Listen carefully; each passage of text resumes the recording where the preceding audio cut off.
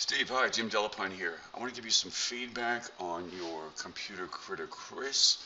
And you did a great job with this. I see that you do have an adjustment layer that is clipped, and you did that correctly. However, what you do not have is a saved selection that's renamed as a channel. So I'm going to give you directions on how to accomplish that in the comments to you for M5T3. All right, but I want to show you, I don't like what you did with this text here, and I'm going to show you an alternate method that I think you'll love.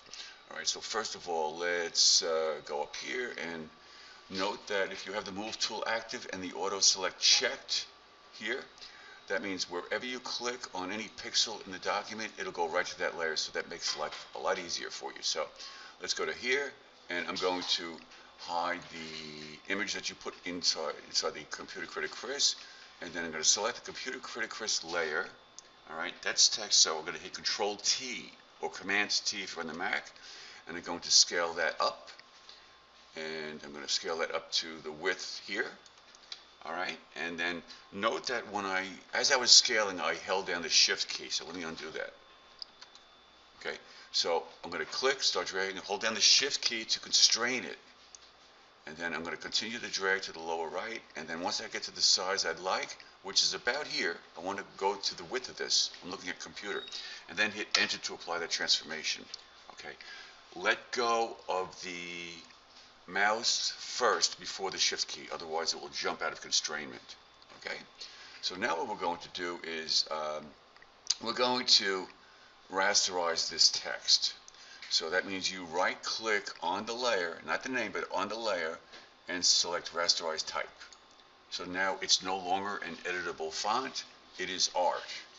Okay, then I'm going to go to my rectangular marquee tool, click and drag to put a selection around this text, and hit Control T and scale that up. So I'm going to click in my lower right hand corner, and listen carefully now.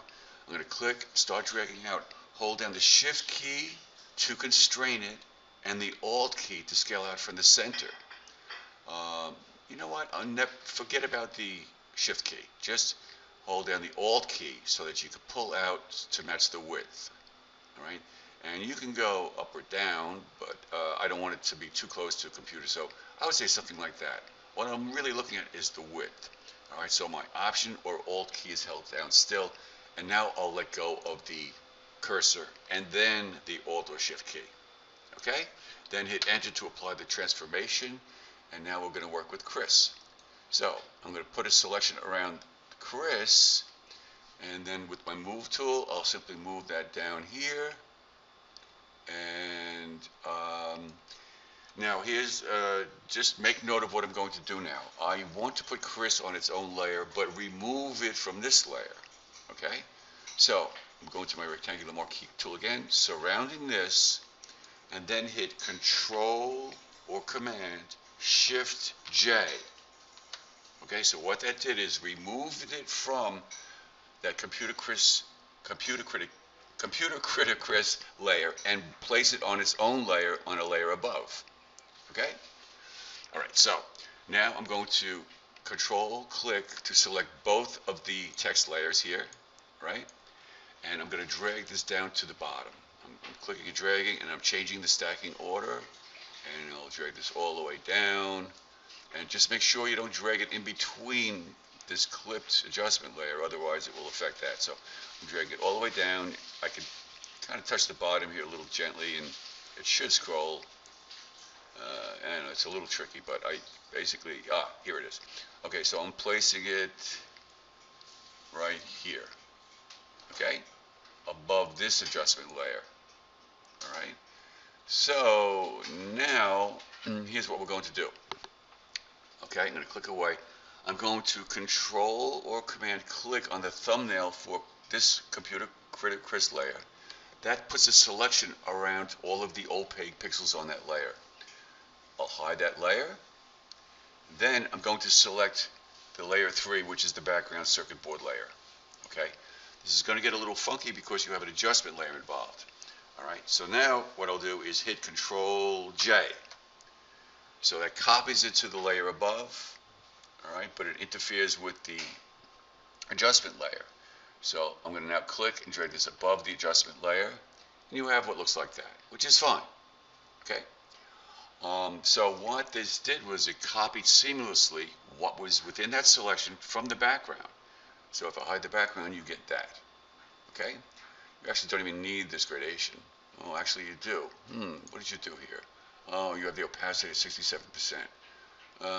Let me just take a look here. Well, okay. So now I'm going to go back to the Chris layer. I'm going to control click on the thumbnail for that. Whoops. Where did it take? I'm sorry, wrong layer. Okay, layer 5.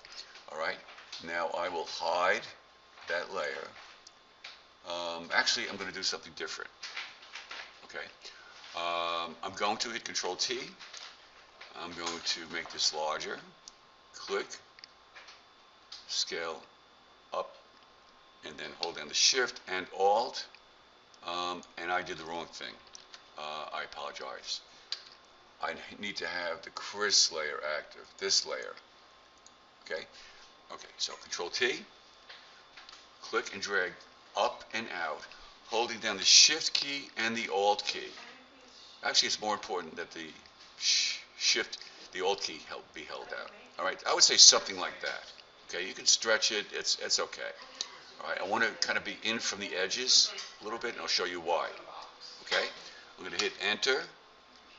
And now what I'm going to do is I'm going to go to Edit, Transform. Let me see here. Edit, Transform, Perspective. So now I'm going to pull from the lower left or right bounding box out. So what I'm doing now, I want it to match up with the perspective of these lines here. I don't care if it overlaps into the outside area, that's okay. I'll hit Enter, and then I'm going to hide that layer. Okay? I know I'm giving you a lot of directions, but the end result will be worth it.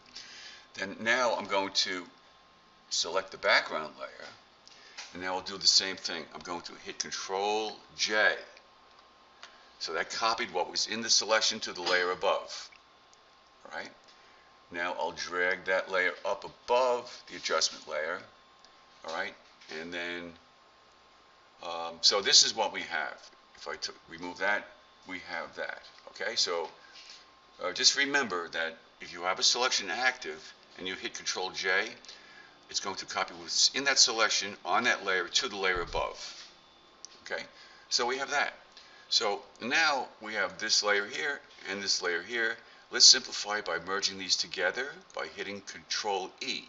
So select this top layer here, you hit Control or Command E, it merges them together. So we have that.